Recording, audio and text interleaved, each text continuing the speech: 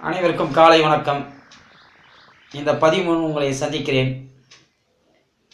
மனதை எப்படி கட்டுப்படுத்துவது?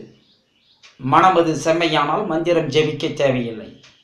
மனம் நம்மளை எப்படி ஆட்கொள்கிறது? இப்போல்லாம் நம்ம மனம் போன போக்கில் தான் போயின்னு இருக்கிறோம்.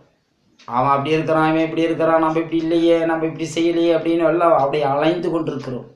இந்த மனதை கட்டுப்பாடோடு வைத்து கொண்டால் நீங்கள் நினைத்தது காரியத்தை வெற்றி பெறலாம். அதை கட்டுப்படும் ரகசியம்தான் இப்போ சொல்ல போகிறேன். நம்மளை பஞ்சபூதங்கள் ஆட்கொண்டு இருக்கிறது. நிலம், நீர், காற்று, ஆகாயம், நெருப்பு. இந்த பஞ்சபூத சக்தி நம்மளை ஆட்கொள்ளும் போது நம்முடைய மனம் அது சுத்தமாக்கப்படும். அது ஒரே ஒரு விஷயந்தாங்க, மூச்சு தான். அந்த மூச்சு பயிற்சி மட்டும் ஃபாலோ பண்ணிங்க அப்படின்னா நீங்கள் எதை நினச்சாலும் அது வெற்றி பெறலாம். அது எப்படி நீங்கள் ஃபாலோ பண்ணலாம்? நம்மலாம் இப்போ ரொம்ப அவசரமாக தான் எல்லா வேலையும் செய்கிறோம்.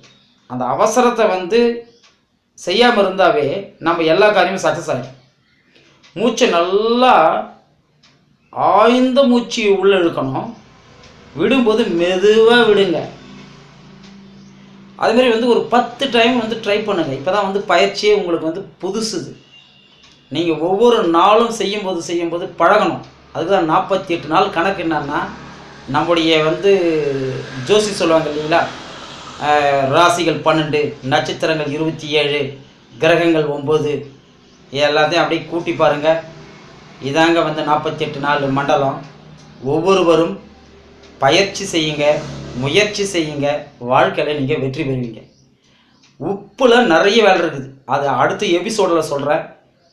தயவு செய்து இந்த வீடியோ உங்களுக்கு யூஸ்ஃபுல்லாக இருந்துச்சுன்னா லைக் பண்ணுங்கள், ஷேர் பண்ணுங்கள், சப்ஸ்கிரைப் செய்யுங்க. நன்றி.